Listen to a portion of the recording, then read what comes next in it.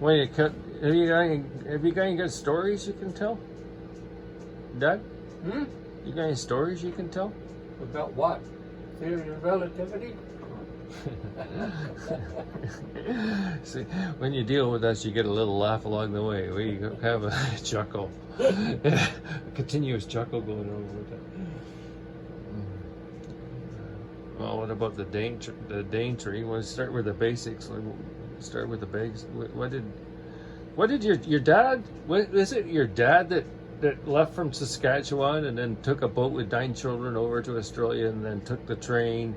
And then took the bus and then bought a wagon and got as close to the equator as he could because he was so sick and tired of the goddamn cold weather. No, that was my grandfather on my mother's side. How many children did they take over there? In total, I think there was 11. And then they had one more when they were there. Really? Jesus, I know what they were doing at night. Yeah, I think so. Yeah. Got a pretty good idea. Yeah. I love my family so much, actually, that, you know what, if I could do it again, I would keep Jennifer pregnant for at least 10 years straight. Yeah, each one pops out different. Well, you got a real sweetheart in Brookie, I'll tell you that. Oh, yeah, and Brody. And Broad, there's nothing He's wrong got a with heart of Broad, gold, man. I'll tell you that much for sure. He helped so many people. And you too. I've helped lots of people. If you can help, why not? That's what I say. What about so then your dad? I don't know where that. But didn't he get a piece of property? Didn't you drive? Like had to ride your horses in like 32 days into this new property? Yes. Yeah, they went and actually my uncle and my dad bought a place called Olivale, which was way up in the Cape York, and we rode up to that, and it took us 33 days on horseback. And at the time, did you have a wagon or anything like that with you, or was there a road, or how did that go? No, what was that like? Just through the bush. Just through the bush with horses. Not a wheel anywhere. Nope. Wow. And my mother had just had a baby 6 days before we left. That's with Jacqueline. Really? Yep. Wow. Tough. Yep. Wow. So, what did she just swaddle ride with your mom? Like did she ride on the same horse as your mom or something? She rode with my mom in a thing that my mom had on her back, and she's laying on the front of mom's front. So, like, you must have had pack horses or something like that. I mean, you need a few tools, horses, some basics. Had, I think, I'm not 100% sure how many, but I think we had 5 pack horses. And the pack horses carried all the bedding, the tents, the food, everything that you use on your way. And you just prepared everything when you got to the camp at night. And then in the morning you made your breakfast, made your lunch, and you put your lunch in your saddle bag, which you had on every saddle. There was a saddle bag and so you could pack up quite a bit of stuff with you, right? On your horse, you didn't pack that much. You packed just your blankets and your few things. No, not on your horse. No, you put them on a pack horse. Okay. On your horse, you put your saddle, and on the saddle, on the one side of your saddle, you had what they had called a saddle bag, which you put your lunch in. On the other side, you had your quart pot that you put your a metal can in, so that when you got to lunchtime, you made a fire and you boiled water in there and put your tea in it, and that was your teapot. Wow. So, like, did he do a recce? Did he go up there and check everything out, like on a single horse first? Or did he just go sight unseen up there? That I can't tell you. I think that he probably went up there to look at the place. There's a fellow that they were, my uncle and my dad were partners, and they were buying cattle up in the Cape York and bringing them down to the Daintree. They'd buy the cattle, trail drive them over the mountains and back down to the coast, fatten them, then sell them. Oh, so he'd been around in the countryside, you know, doing his thing, buying up cattle and doing whatever. Oh, I see. Yeah, that's how you find out. Yeah, okay. Yeah, okay. That's a clear picture. And then the guy that owned all of Valley was a guy called Bob Gordon, and he was getting really old, and he didn't want to have it anymore. He wanted to get rid of it because he was too old. How old is that? Just so I know how old you got when you get rid of stuff. I would think he was getting around the 70s mark. 70s mark, right? Yeah, something like that. But you know, he lived in the bush, and he had a really tough life. Never had a wife or anything like that. Always did his own cooking and everything himself.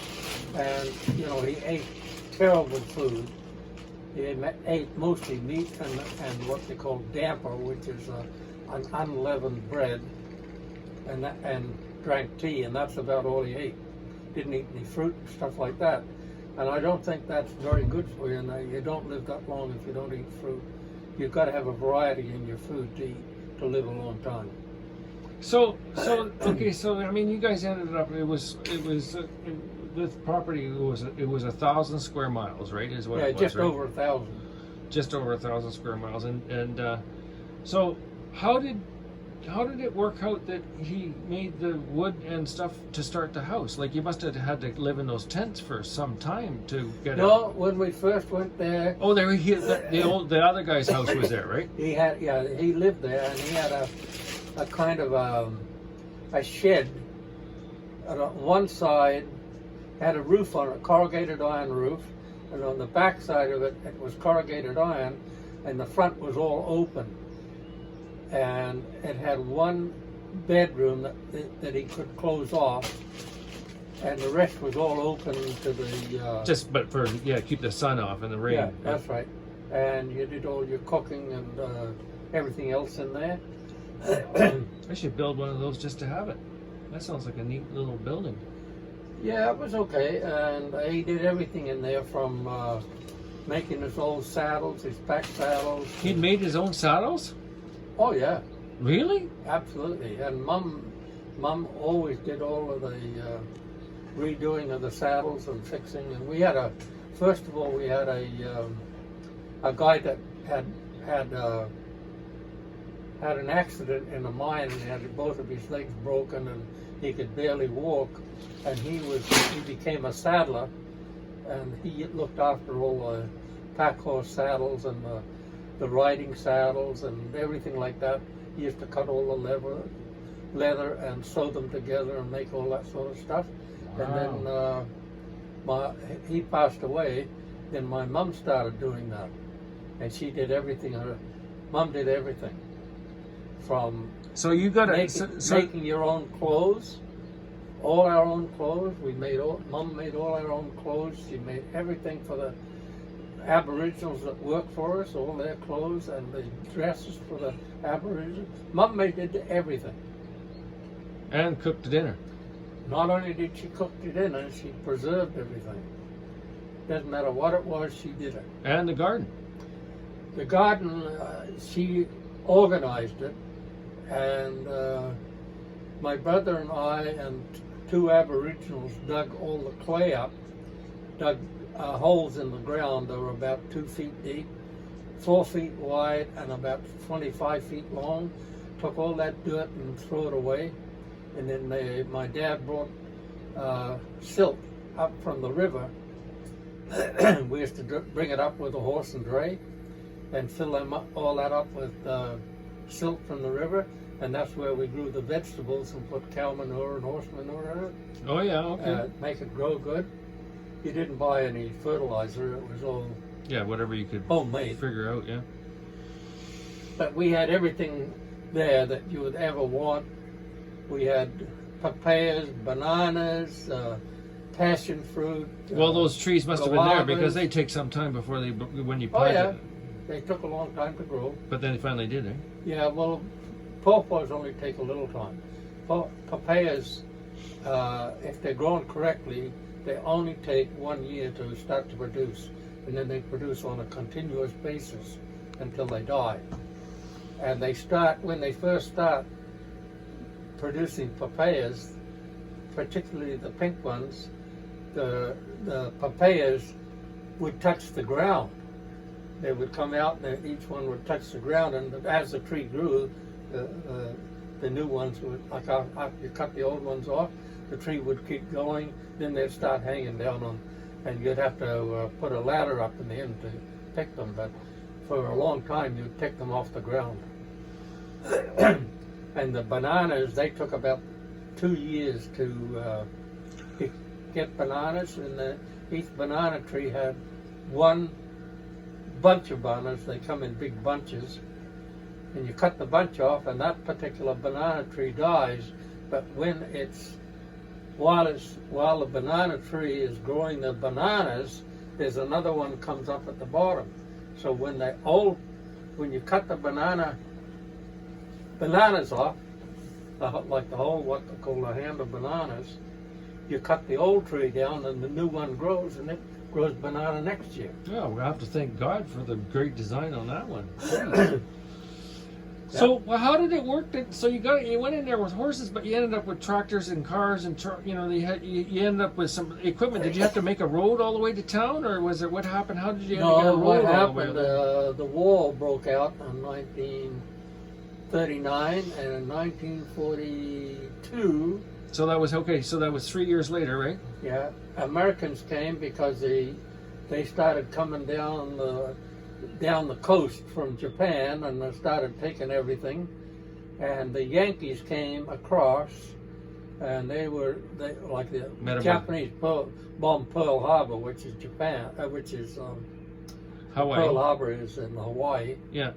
And then the Yankees got involved, and they really got involved then, and they had 10,000 troops, no, 5,000 troops camped on our property.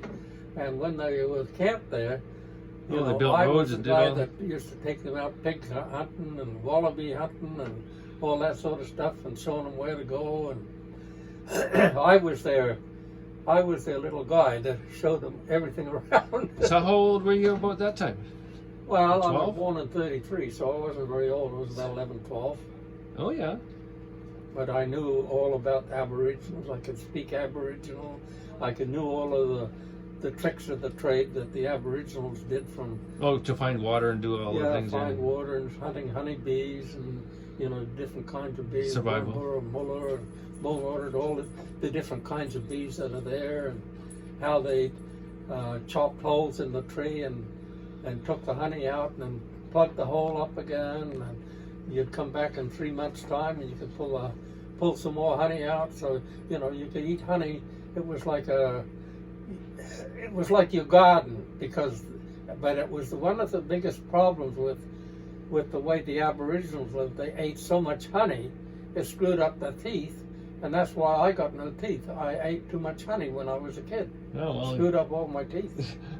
What about there was like I really like the story about how you guys got the water and all that stuff. Like, yeah, well, we had to drill wells for the water. And you did that by hand somehow, right? Yeah, we did that by hand. It was you had a big long pole, and the pole had a weight on one end, and on the other end, it had a cable that hung down from it, and it came out. The cable came from went up on a tripod or something. On a tripod, and then came down. And this pole, what it did, it neutralized the weight of the sinker bar and the what made the... Oh, I see. So cut the hole. Yeah, so you could lift it easy. Yeah, you lifted it and let it go, and it would sink down and bang the rock. And on the bottom of it was like a wedge on this side and another wedge on this side, and they were both had to be sharpened every day because they would get worn down by the sandstone. As this thing had, the top end of it had a swivel. So when you hit it, it would turn. It would turn a little tiny bit, and each time it turned, it made a little different dent in the rocks on the bottom, and chipped the rocks and chipped and chipped and chipped. So how do you get that? Well, you have to get that dirt right up out of there. How do you do that? Then what you did is you had water with it, and that mixed it all up with water, and it made it Soupy? like a slurry. Yeah. And then you pull the sinker bar out, which you cut the rock with.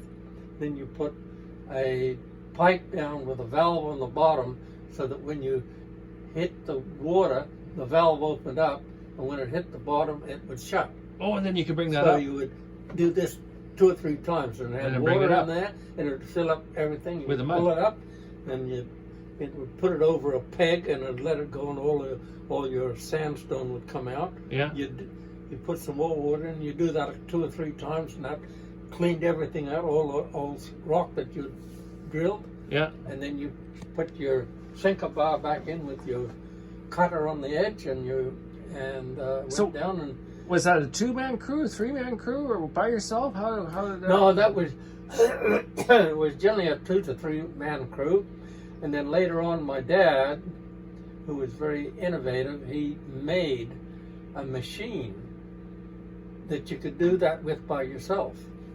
Oh, so you could take those other guys out doing something else. That's smart. That's right. And then you could. He was called a well drilling apparatus, and he could do that for. We drilled wells up to 2,000 feet deep like that. Are you serious? Yeah, up to 2,000 feet. Wow. So what you have to have? Don't you have? So you had to have that much drill steel, or does it have to be cased in like steel, or did it? No, you put a steel casing in only through the dirt, and through the rock you didn't put anything. Oh, you didn't need to. No, unless you had a seam, and then you. Oh, you could tell what you were bringing up, right? Yeah. Yeah, but then you drill down until you hit a seam where there's water. Well, that must have been after a road, because that's a lot of drill steel to take from town to there. No, there was not much drill steel. The drill steel was Well, you got to on a reach cable. 2,000 feet. Oh, cable. On a cable. Oh. The drill itself, what cut the rock. The drill itself was about 4 feet long, and on top of that drill, that was screwed into what was called a sinker bar, and the sinker bar was what I get was it. the weight. Yeah. To keep you, and what you had was the cable came up, and it went over a rope, over a pulley, Mm-hmm. and then down over another